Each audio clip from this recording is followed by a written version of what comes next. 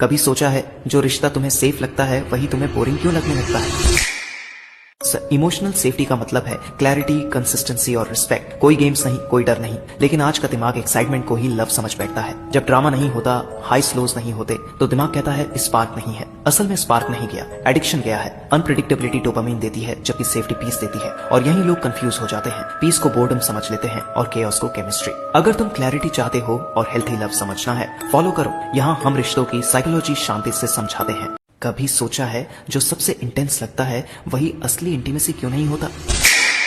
Intensity loud होती है, high slows, drama, constant reactions. Intimacy quite होती है, trust, safety, consistency. Intensity dopamine देती है, इसलिए दिल तेज धड़कता है और दिमाग उसे लव समझ लेता है। लेकिन इंटीमेसी टाइम लेती है, जहाँ तुम बिना डर के खुद रह सको। डार्क ट्रूथ ये है, जब कनेक्शन तुम्हें बेचैन रखे वो क्लोजनेस नहीं, डिपेंडेंसी होती है। और जहाँ शांति मिले, क्लैरिटी मिले, वही असली इंटीमेसी होती है। अगर तुम कंफ्यूजन से बाहर निकलना चाहते हो, फॉलो करो। यहाँ हम रिश्तों की साइकोलॉजी शांति से समझाते हैं।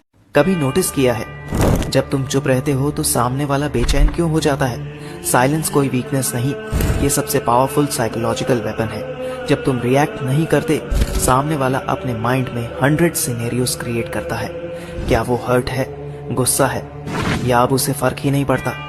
यही कंफ्यूजन उसे तोड़ देती है। साइलेंस में ईगो चलती है, गिल्ट बढ़ता है और कंट्रोल तुम्हारे हाथ में आ जाता है। याद रखो, जवाब देने से ज्यादा असर जवाब रोकने में होता है। वो तुम्हें कंट्रोल नहीं कर रहा, वो तुम्हारी रियलिटी बदल रहा है। धीरे धीरे तुम्हारा सोचने का तरीका, तुम्हारा रिएक्शन, तुम्हारी प्रायोरिटीज तक उसके हिसाब से चलने लगती है। और सबसे डरावनी बात, तुम्हें लगेगा ये सब तुम्हारा अपना डिसीजन है। यही है साइकोलॉजिकल कंट्रोल का असली खेल। क्या तुम उसे छोड़ नहीं पा रहे जिसने तुम्हें सबसे ज्यादा हर्ट किया? और अजीब बात यह है, वही आज भी तुम्हारी सबसे बड़ी कमजोरी है। साइकोलॉजी में इसे कहते हैं स्टॉकहोल्म सिंड्रोम। जब इंसान उसी के साथ इमोशनली अटैच हो जाता है जिसने उसे सबसे ज्यादा दर्द दिया हो। दिमाग ये समझ नहीं पाता कि वो प्यार है या ट्रॉमा, इसलिए हर बार जब वो याद आती है, तुम्हारा माइंड उस पेन को कंफर्ट समझ लेता है।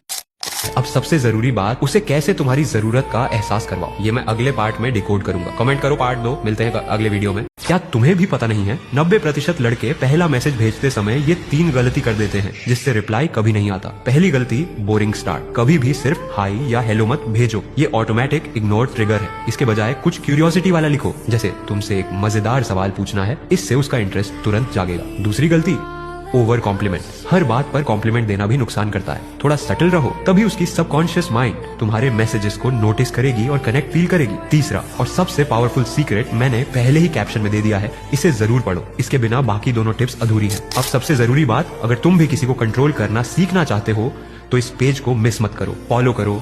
क्या तुम अप्रेडिक्टेबल हो? सब कुछ ठीक चल रहा था, पर एक दिन उसने रिप्लाई देना बंद कर दिया। क्यों? चलो जानते हैं। और आखिर में एक प्रो टिप भी दूंगा। पहला रीजन, स्कैरसिटी इफेक्ट। जब तुम हमेशा अवेलेबल नहीं रहते, उसका दिमाग ऑटोमेटिकली तुम्हें नोटिस करना शुरू कर देता है। दूसरा रीजन, इमोशनल रोलर कोस्टर। कभी थोड़ी अटेंशन दो, कभी थोड़ी डिस्टेंस बनाओ, इससे उसकी क्यूरियोसिटी बढ़ती है और वो तुम्हारे बारे में सोचती रहती है। तीसरा रीजन, ये मैंने कैप्शन में दिया है, चेक कर लेना। प्रो टिप, हमेशा काल्म और कॉन्फिडेंट रहो, ओवर थिंकिंग मत करो। ये कॉम्बिनेशन उसे फिर से एंगेज करने में मदद करेगा। अब सबसे इंपॉर्टेंट बात, ऐसा होने पर क्या करना चाहिए ये मैं यहाँ पूरा नहीं बता सकता। अगर सच में जानना चाहते हो तो फॉलो करो और कमेंट में पार्ट 2 लिखो।